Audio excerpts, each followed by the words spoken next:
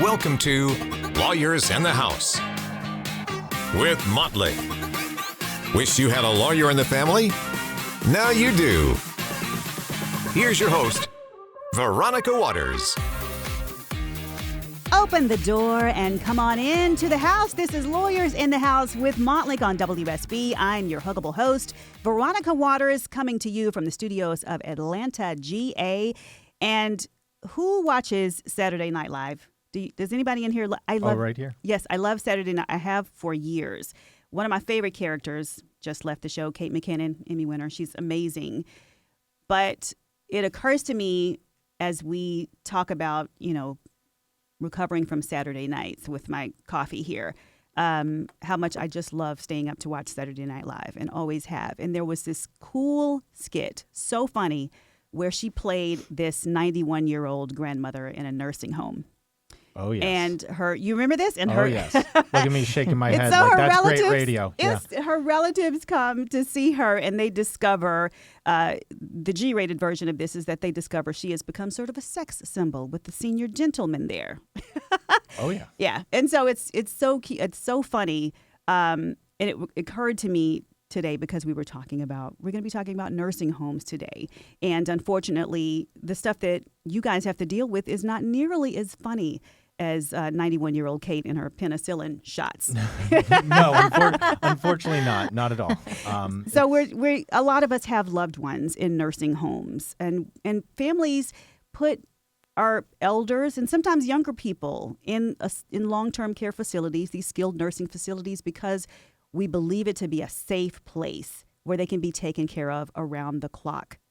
But what happens when it's not always the safest? That's what we're talking about today on Lawyers in the House with Motley. And we've got two fabulous Motley injury attorneys here with us. First, we're going to talk with Doug Glosser, who grew up in Pittsburgh. I did. Longtime football player, came to us by way of Pennsylvania, earned his degrees at Syracuse and Duquesne. Yes, exactly. Yes, okay. Yes. Although, interestingly enough, you came to the law with a business degree, which I find fascinating. I did. So I was in just management school, like so many kids are in undergrad, and you're thinking, look, I want to get into business. But what is business? Business is anything. So I thankfully found my way into the law, and now here we are. Here you are. You've been at Motley since 2015. Yeah. You find yourself on the radio with me today. Yes, I was going to say. Made some better decisions. Now I'm here. Clearly, what's going on there?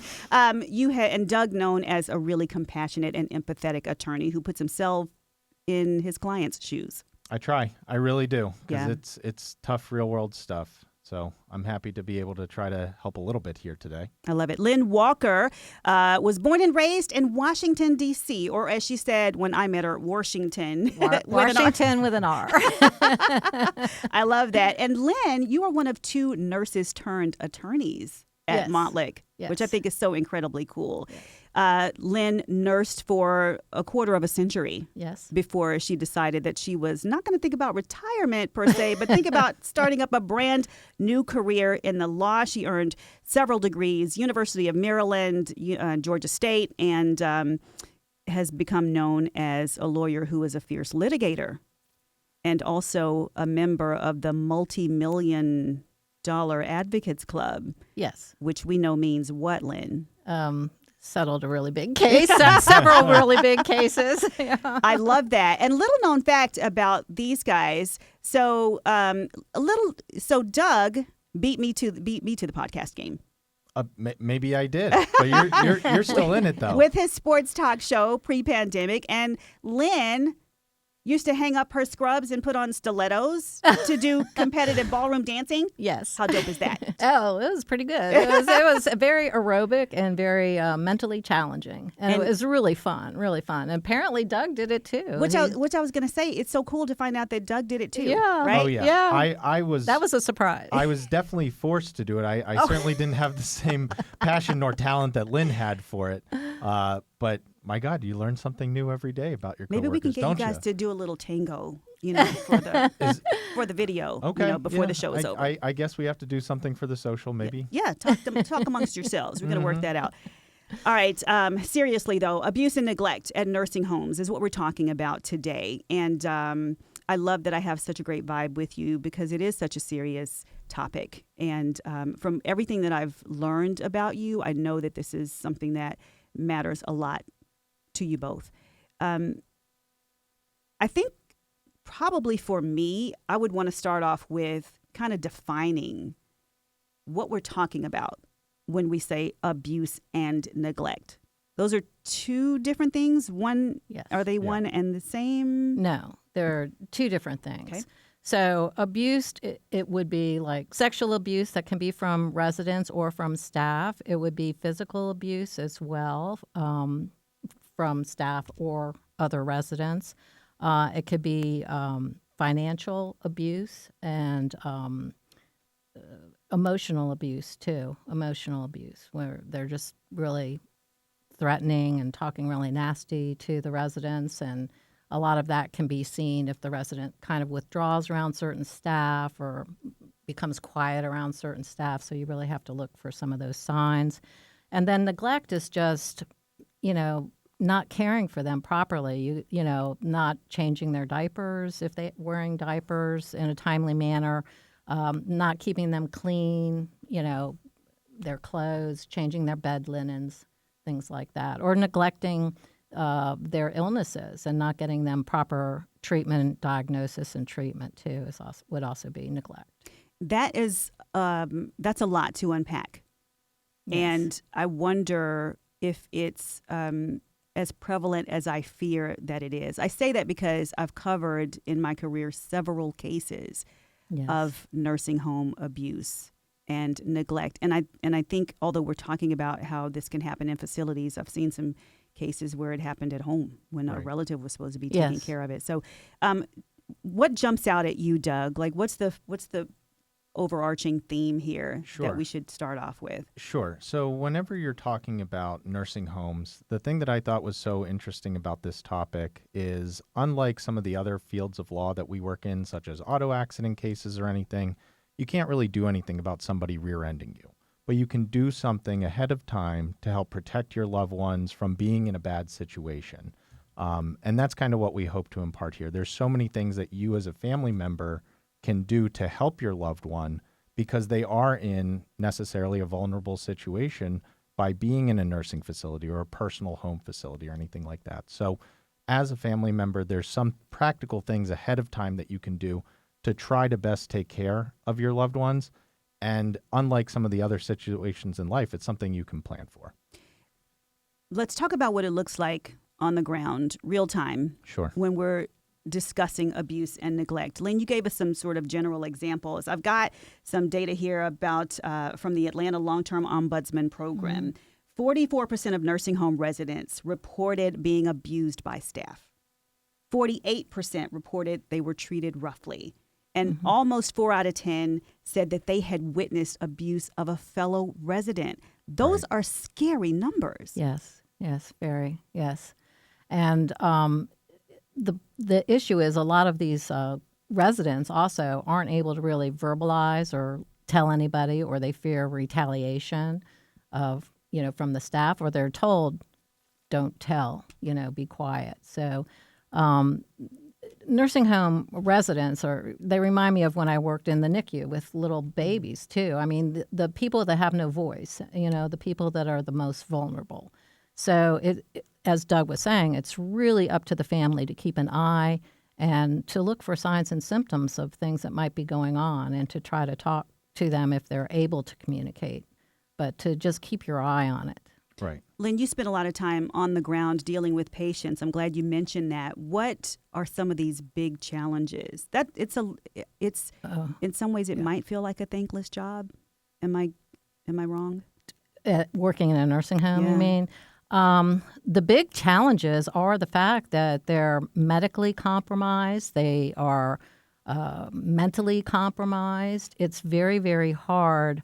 There are restraint laws, so you can't restrain them. Say they fall a lot, but you can't put them in a wheelchair and put a board in front of them. That's a restraint. Oh, really? Yeah, Okay. that's considered a restraint. So, So when there you are- said restraint, I was thinking like straps on a Well, you can't bed. tie them down in bed if they're going to fall out of bed either. Some facilities have beds that literally will lower to the ground at night. So you have, or they put up the side rails, but then they try to climb out, and you can't tie them down. I mean, there are certain laws and protocols that have to be followed if you do use restraints. So they have to follow certain protocols, but you can't just keep somebody restrained. Sedation, like can you give them? Chemical Right. sedation? Yeah, no, no. So, and the other thing that's really hard is they're just so frail. You can. The main thing I tell people all the time is when you go to visit your loved one, look at them from head to toe. If you see a little tiny red dot, that's the beginning of a pressure sore or bed sore, ulcer. They're often referred to that way, and it starts as a little red dot. And that just comes from the fact that they are sitting in one spot for more than 2 hours and not moving. They're not even able to kind of shuffle around like we normally shuffle around. It's the same as somebody was paralyzed in a wheelchair. They get them too, but it's because you can't move around. So they're supposed to move them every few hours or put booties on their heels or elbows.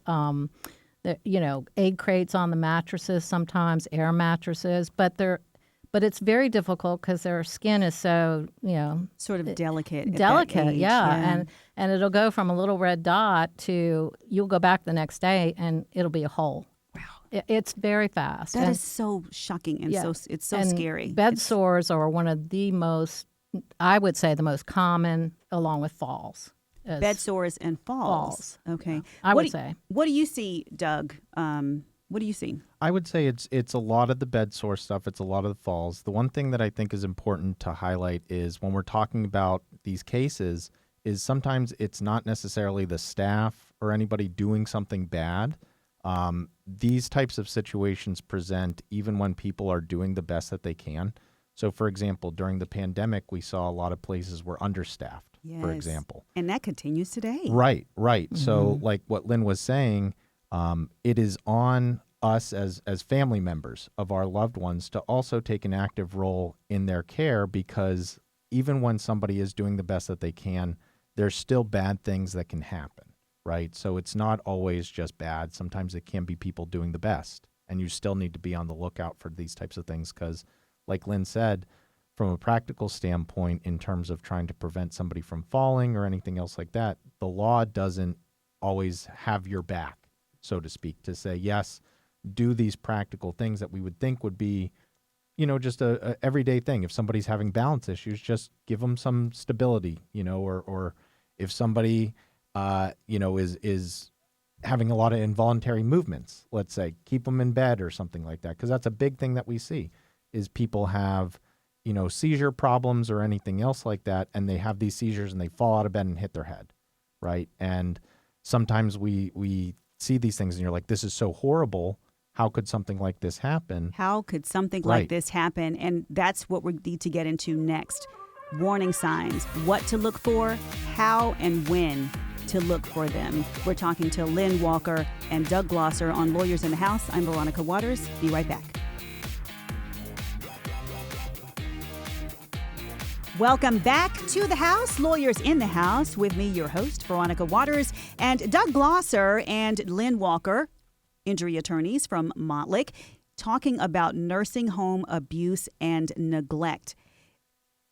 It reminds me that just a couple of months ago, an uncle of mine in another state was in a nursing home for a few weeks, and we had sent him some clothes and, recliner and stuff to make him comfy while he was there. They sent my aunt a picture of him all spiffed up, And I got, my mom got the picture, I got the picture, and he's looking really good in his cute new jogging suit. But the thing that jumped out at me was the bandage on his head. And when I Yeah. tell you my heart dropped into my stomach, it made me so afraid because I've, over my career, heard so many cases about what could go wrong. Mm-hmm. Now, a bandage is a really, let me just say, he's home now, safe, back home again. Yay. a bandage is a really obvious sign that something Right. could be amiss. Could be amiss. Sure. What are some things that I can look out for, though, when it comes to safeguarding my relative, my loved one, from further abuse or neglect if something's happening? What do I look for? Well, first of all, I have to say the nursing home should have contacted someone because something obviously happened. They may have gone to the hospital. So somebody should have known what happened, if they fell, if they were dropped. Being dropped is also another, they're dead weight a lot of times. So they're very heavy, it's hard on the staff. So a lot of times people get dropped. And a lot of people that age are on blood thinners and they'll get a subdural hematoma. That's like instant, and end up maybe needing surgery or, really going downhill fast. Or they'll break a hip, fracture a hip, and that can, cause you to go downhill fast too, get pneumonia and things like that. But the family just needs to, be involved. And if they're around, they need to visit the nursing home, go at different shifts, different hours, and see what's going on. Meet everybody around there. I mean, it can be as simple as even just smelling what the facility smells like. Is it clean? All right, so give me like a couple of points of what, if you could like rattle off 3 or 4 or 5 things that Sure. I need to think about, need to look out for in a visit. Sure. Smells is one thing. What's something else? Smells is one thing. Take a look to see if the food that your relative has is new. Is the milk that they're being served, is it new? Is it expired? Take a look, like you said, your uncle looked great physically. That's one thing to look for. Have they been bathed? Another thing, if you're in the area, is look to see how your loved one interacts with the Yes. staff that's Are around they them. socially isolated? Exactly. Yeah. Particularly if you have a loved one that's not communicative all the time, if they show signs of fear or withdrawing when certain staff members are around. Huge red flag. More to come, including the kinds of cases that could be difficult to handle. This is Lawyers in the House with Motley on WSB. Welcome back to Lawyers in the House with Motley on WSB. I'm your host, Veronica Waters, here with Doug Glosser and Lynn Walker, talking about nursing home abuse and neglect. I've already learned so much from this show, and having had loved ones in nursing homes, I can't tell you how invaluable this information is. You will want to get all of it if you missed any of it. On social, check us out on any podcast format. You can also look at us on lawyersinthehouse.com and find us anytime, 24/7 on social at Montlick Law. We're always here, and we've got an avenue for you to ask your questions too on lawyersinthehouse.com, and you can see our smiling faces as well when Right. you log on there. Hit us in the DMs. Always happy to answer whatever you need. It's free there too. I love talking to you guys. So much experience that you have about this really sort of delicate issue. I keep saying it's scary because it is to me. I can't imagine having a loved one in a nursing home where I may or may not be able to visit every day, right? An ounce of prevention is worth a pound of cure, is what they Exactly. say. How can we prevent? How can we sort of head this off at the pass to make sure our loved ones are safe behind those walls? Yeah, there's a lot of things that you can do ahead of time. Obviously, understanding what type of facility that your loved one is going to be going into is the very first thing that you need to choose, really, because we use the word nursing home kind of interchangeably with things like personal care facilities or even assisted living or senior care facilities.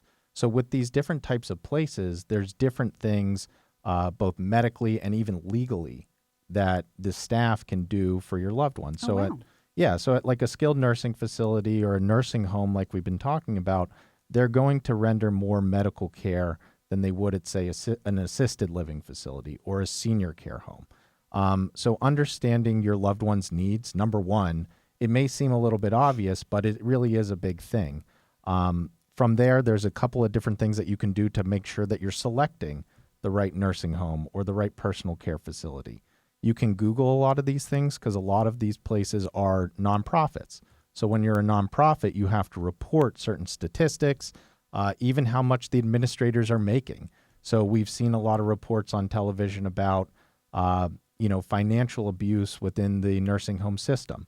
All of that is publicly available, along with the complaints that any place else had. So just like you're looking for good reviews, also maybe look for some of the bad things too, and understand, obviously there's always going to be good and bad, but if there's practical situations that are on there where you think to yourself, hey, that seems like a situation that my loved one could potentially be in. For example, if they're not mobile and you're reading a lot of reviews about, hey, if they've just been left here or something else like that, think maybe that's not the best place that's going to be for my loved one. So that's really the big thing, like we talked about, is just making sure that they're in the right place to begin with. And then obviously decide, are you in town? Is somebody else in town? Because if you can't be in town, you want to make sure that your loved one is at a facility that they're going to be respected and taken care of, and make sure that you have a relationship, though, with those people that are taking care of it, your loved ones. Because so often, we think the loved one that I have, they need all this care and they need all this help that I can't necessarily provide. So when I give them over to a nursing facility or personal care home, sometimes we as family members, we just get hands off. It doesn't mean that we don't care or anything else like that, but we don't take as active a role in our loved ones' lives as we used to. And that's where you start to see a lot of situations where things can happen. Even under the best of intentions, if you're not looking out for your loved ones, you can't always wholly rely on the caring of others, no matter how well-intentioned or how good the staff may be. So yeah, that's a Lynn big talked thing. about that earlier. There doesn't have to be any malicious intent. People are just understaffed, they're overworked, and they're doing their best in what can Right. be a hard situation with sometimes hard to handle patients. And speaking of the law, there was an incident last year in which there was a minute-long video of an aide who was abusing a dementia patient in a wheelchair. Yeah. It went on for a minute. Someone videotaped it. Yeah. And I was thinking, my God, step in. Yeah. It was really bad to the point where it culminated a little while after the aide grabbed the woman by the hair and Right. threw her on the floor. Right. And there's dragged so her by many of her those leg. situations that we never would hear about, Who and it taped happens. Who taped it? The aide. And she ended up telling the daughter. Now, the place was cited because they didn't report it to police Right. right Right. away. So, but she did tell the daughter when she came. To your point, having a relationship with those folks who Yes. work with your loved one Yes. can help, Yes. Lynn. It's also very important. We might have touched on this somewhat. Go and visit the facilities, and And you said any time of day or night, right? Pretty much. I think it's a very good idea to visit on the night shift, visit in the evening shift, the different shifts, because the staffing's different. You want to get to know all the staff, and you want to see what goes on during those time periods. And if you can, share a meal with them, because a lot of times it's hard for them to feed themselves. And sometimes the staff, they're so overworked, they might be rushing trying to feed them, and then they can aspirate, and that just leads to another problem. So if you could just be there and share a meal and feed them yourself and see what's going on, make sure they're getting the right nutrition, or so the tray hasn't been sitting there for a long time, if they're not able to go to the dining room with other residents and feed themselves. But when you're looking for a nursing home, again, as Doug said, just Google it. You look at the reviews. Many things online can help you, but go there, talk to the administrator, find out, can they see their own doctor here? Because sometimes they can't. They have a nursing home doctor that only comes in every so often. Can you be part of the treatment plan, which you should be able to if you're in the area, or if your loved one's having issues with falls? Have a meeting with the staff and with the doctor and with yourself. What can we do to try and help this? Because again, with the restraint laws and chemical restraints, it's very hard. They're very hard clientele to take care of. And so just do everything you can. You just have to be involved. Nursing homes do not provide one-on-one care. A lot of people think that they do, but they do not. If your loved one needs one-on-one care, unfortunately, that would be up to you to either have families sit with them or pay someone to come in and sit with them. It's probably too a noticeable thing if my loved one starts to look different. Yes. Oh, yeah. Oh, And yes. act different. And And like act Doug different. had mentioned earlier, withdrawing. becoming silent when a particular staff member comes around. I Right. mean, you know your loved one, and you know them like a mother knows their infant, and you know when something's wrong, and it might not be that they can verbalize it, but you know them. So again, just being involved. If you can, not everybody is in the same state, but Right. it's very, very important. Towards that end, it's really important, like when we as attorneys are taking these calls from people that have been involved in situations or something has happened, the one thing that I always want to impress upon people is that even if something really, really horrible happens, it doesn't always mean that we can always run with the case. And the reason for that is because we just don't have all of the information that we need to be able to make that case. So whether it's the medical malpractice, I hope everyone listened to our episode on that. Or premises liability. That's another great episode that we did. Thank you. Yes, exactly. So you always got to plug the stuff. But in those situations, just like in nursing home cases, the burden is on us as the plaintiff to show exactly what happened and what went wrong. Some of these cases can really be hard to prove, is Really what you're hard, saying. really hard. So with that, it takes sometimes information that the family member is able to get because they have a relationship with the staff, right? So people call us all the time and they show us these horrible pictures of all these kind of things, and it's very shocking, right? And our immediate and natural inclination as an attorney is to rush in and try to help people, right? But sometimes we have to then take a step back, and these are always the hardest calls to make, to say, look, we know something really, really horrible happened here. That's clear. But we don't know how or why it happened. And unfortunately, it's not enough under Georgia's current law to just say, something really bad happened, let's fix it. We as plaintiffs have to be able to show, here's what's bad, and here's what you could have done to either prevent it, or here's what you did. All right. So one of the stories that I covered, one of the incidents that I covered and talked about in stories was a man who had pleaded for help repeatedly as he lay unable to breathe in his nursing home. Right. And he was basically ignored, unfortunately, by the staff who tried to minimize what was happening. They're giggling and yucking it up. And but watching the depositions, where the lawyers were questioning them one-on-one about what had happened, it was really telling that no one could defend their actions, as this Right. man said, help me, I can't breathe, for I don't know how long. And no one did. went. Yeah. No one did. And how do we know this? Because the family, wondering if he was being treated well, had put a camera in his room, which clearly nobody on the staff knew was there. Sure. Right? Is that legal? Can I do that? Well, advise the family if their loved one, the resident, is in a room by themselves, then yes, I would.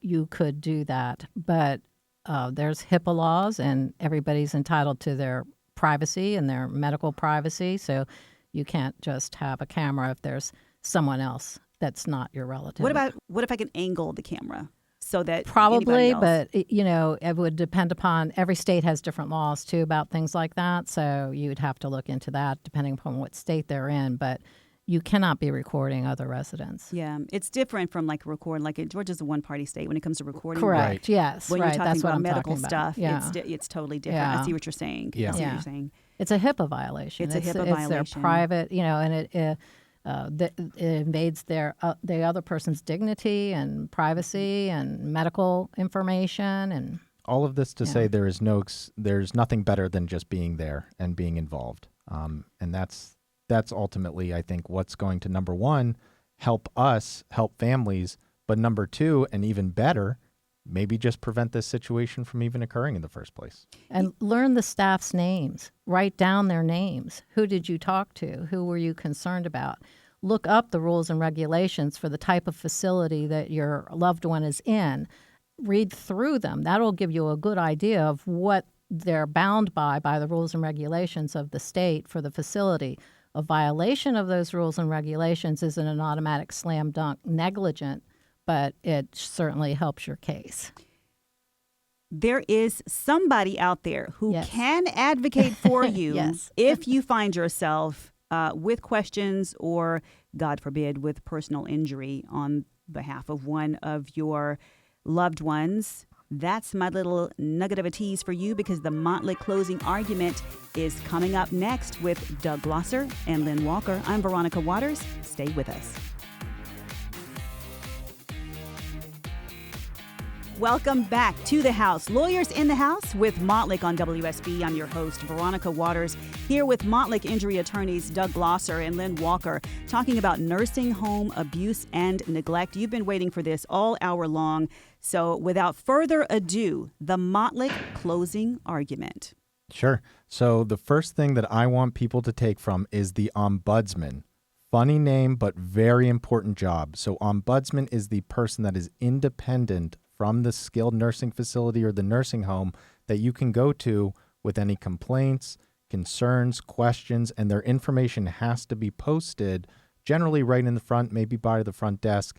And it's important to understand that that is the person that you go to, that if you have any complaints, any concerns, and they can investigate what's going on. And even though their information is in the nursing facility, they don't work for them. They're totally independent. So that's the one big thing, the ombudsman. Get to know them. Ombudsman. Ombudsman. Ombudsman. Ombudsman. Yes. It sounds like a flower. Yes, not the most practical name for such an important job. Yeah.